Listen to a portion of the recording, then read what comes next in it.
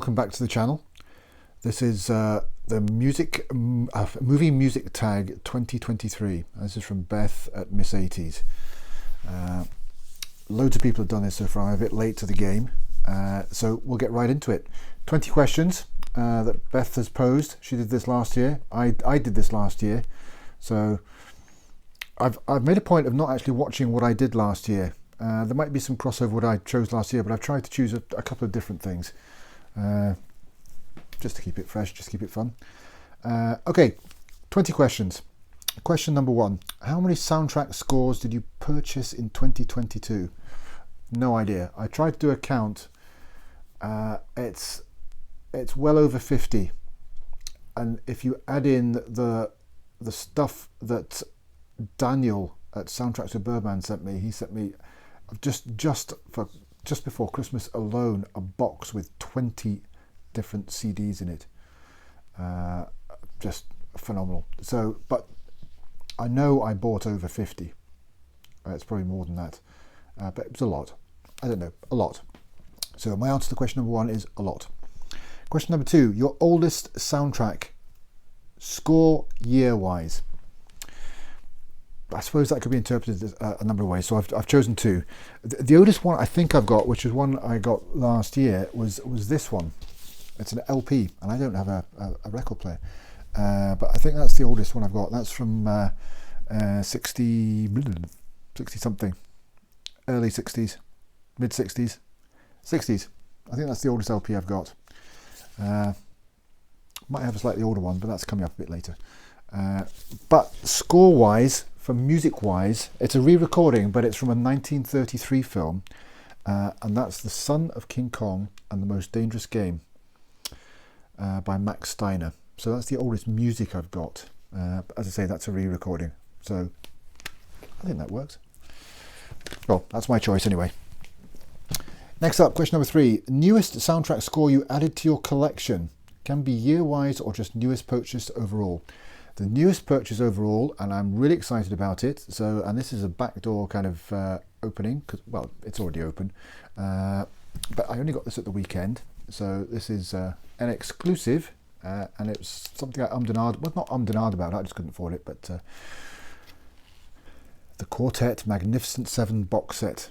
So that's got the Magnificent 7, Return of the 7, Guns of the Magnificent 7, and Magnificent 7 Ride. Fabulous stuff. Elmer Bernstein, Bernstein, Bernstein, however you pronounce his name. Just wonderful, wonderful, grand Americana, just wow. That's what Western scores should sound like. So that's my newest purchase, and that was literally in the past 3 or 4 days. So, and that's 4 discs of magnificent music. So there's that one. Question number 4. Preferred format to collect and why? CD, because it's better than everything else. Moving on. Favourite soundtrack record label? I think Birdman covered this. There's so many. It depends on what you want. There's Intrada, Quartet, La La Land, and all the others. There's so many. I don't have a favourite. It's whichever label has the music that I want. They're all fantastic, and long may they reign, long may they produce all this music that we all love. Favourite soundtrack that includes both score, music and songs? I was going to choose Born on the 4th of July, but Daniel beat me to it. I just didn't want to copy Daniel, but it's that would still be my top one, so I thought I'd better choose something else. So I chose the original release of Always, which had just a smidgen of well, a fairly good representation of John Williams' score, but it had Smoke Gets in Your Eyes and other songs, but I like Smoke Gets in Your Eyes. But I really like the score. Some people find this score just a bit, but I think it's lovely. So yeah, there's that. Or there's this one. Maurice Jarre's Top Secret score. Now this is the TER release from when the film came out in 1984. But this has the score and it has Val Kilmer's songs on it as well. So yeah. I love the score. I need to get the expanded version from, is it La La Land? But yeah, there's so many scores I need to get, but that's my choice. Moving on. What was the next question? A soundtrack triple dip, one that you own on 3 different formats: CD, vinyl, cassette, reel to reel, blah blah blah blah blah blah blah blah blah blah blah blah blah blah. I've mentioned this before, and I've shown this a couple of times, but I'm going to show it again because it's worth it. It's Star Wars. I bought that at the end of 1977, and I didn't see the film until 78 when it came out here in the UK. But I had the music months before the film came out, so I've still got that. It probably doesn't play anymore, but the tape's in there, and it's a green cassette tape. Look at that. Then the LP, the Star Wars LP, double LP, and I've got various different versions of it on CD. This was the 2-disc expanded version that came out in 1997. And film-wise, I've had it on VHS, I've had it on Laserdisc, I've still got it on DVD, I've got it on Blu-ray, and I have the 4K versions as well. So I've got lots and lots of different formats across music and visual media. So yeah, that's that one. Soundtrack score from a milestone year. I was going to choose my birth year, but I then thought, no, well, because Planet of the Apes was in 68, which is when I was born. But the year that really kind of started, my passion for film music started to blossom, was 1985. And that was a year where these 2 beauties from Jerry Goldsmith came out. Legend and Rambo First Blood Part 2. And that really got me on the Jerry Goldsmith kick. So I thought that was just I've always described this as sumptuous, and it still is. And that is just one of the best action scores of all time. But Jerry Goldsmith could do so much more, and that opened my eyes to Jerry Goldsmith. So they were probably the first 2 Jerry Goldsmith scores that I bought, really, I think. First Blood came after this. I couldn't get it until after this. I had a recording of Star Trek the Motion Picture from a friend of mine from his LP, but I didn't have it on LP until a couple of years later. So yeah, 85. Good year for me. A favourite soundtrack from your childhood. I've mentioned these before. I've got a few here. From when I was very young, this is kind of early to mid 70s, I had these 2, and I still have them: Mary Poppins and Robin Hood, story and songs from the films. This one drove everybody crazy with the whistle stop song, and just Mary Poppins. And I got into James Bond in about 77, and I loved the music.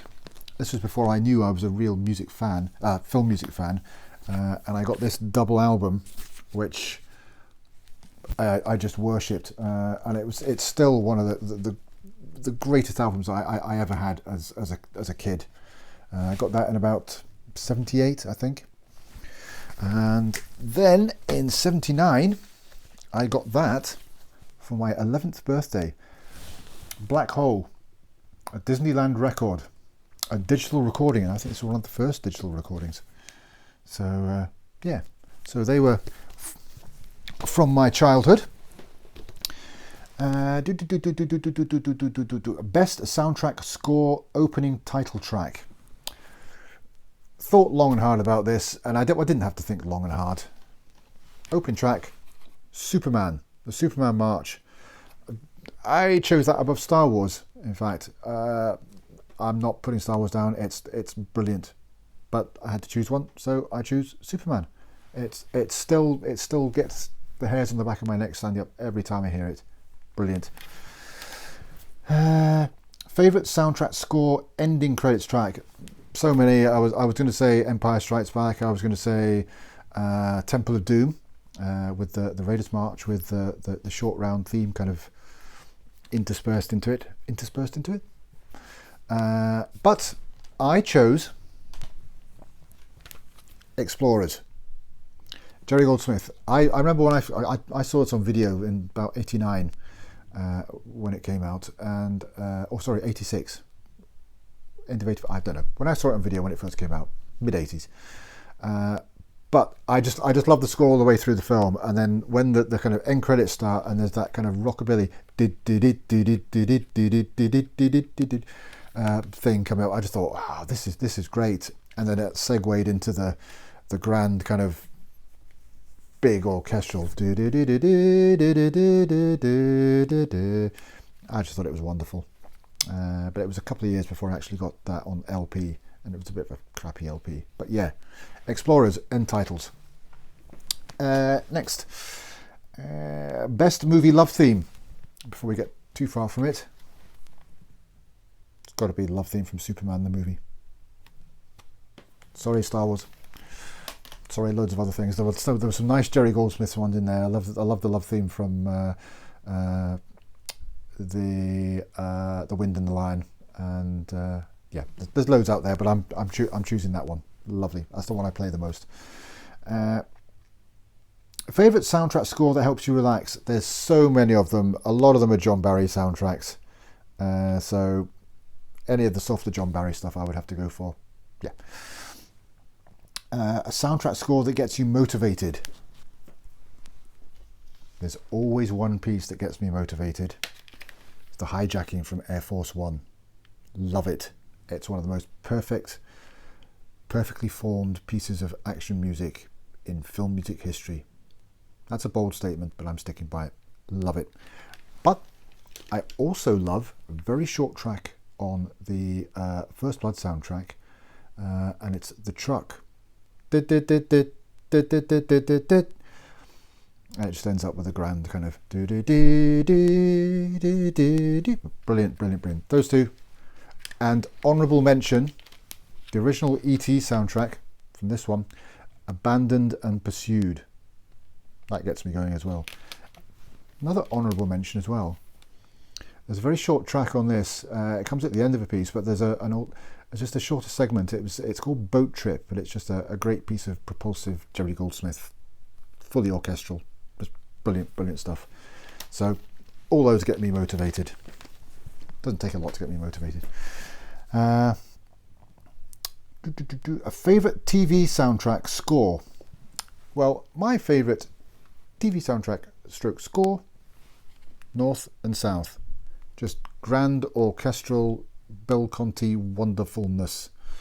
I missed out on the kind of the big release of this from Varese, but I'm quite happy with this highlights of the score.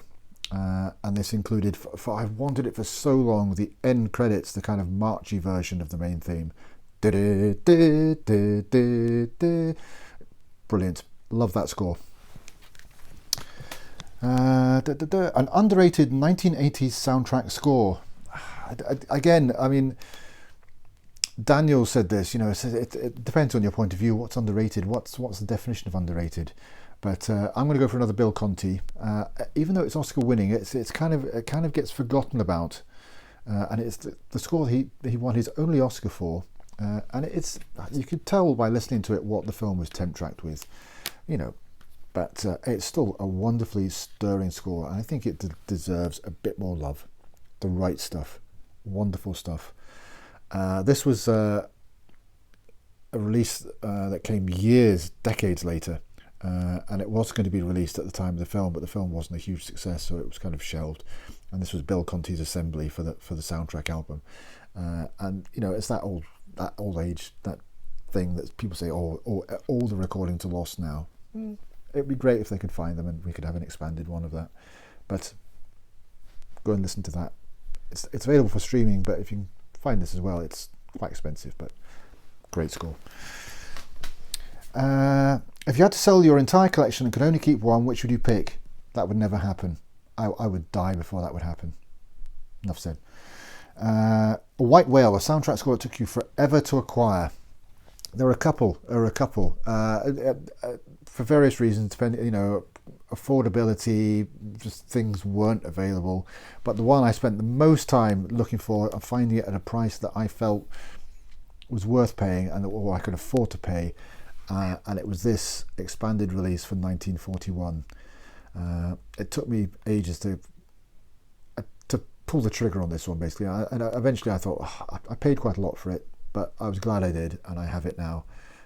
Love this score. I'm a fan of the film, but yeah, that took a while. So yeah, but there are so many scores out there, which leads into the scores I'm still on the hunt for. There's a lot of expanded scores still out there that if I had the money, I'd just lap them up. But until that time, I'll wait. I'm a patient man. And finally, number 20. Tag at least one person who loves movie music. Well, as most of the people that I know have already done these things. As I say, I'm late to the game. Or share a soundtrack score with a price tag / hype sticker on the cover. I'm not too sure what a hype sticker is, but I do have one with a price tag on it. Just a bit random, but it's got a price tag, and it's in the rules. And it's Jesus de Nazareth. This is Maurice Jarre's soundtrack for Jesus of Nazareth, and it does have a Virgin price label on it. You can see that, £8.99. Now I must have bought that in the late 80s, so £8.99 is quite expensive for an LP then. But yeah, that's my my soundtrack challenge. I have to go and listen to some of this stuff now. So yeah, hopefully I'll do some stuff soon. Sorry I haven't been putting stuff out recently, but hopefully I'll do better. Until next time, good day.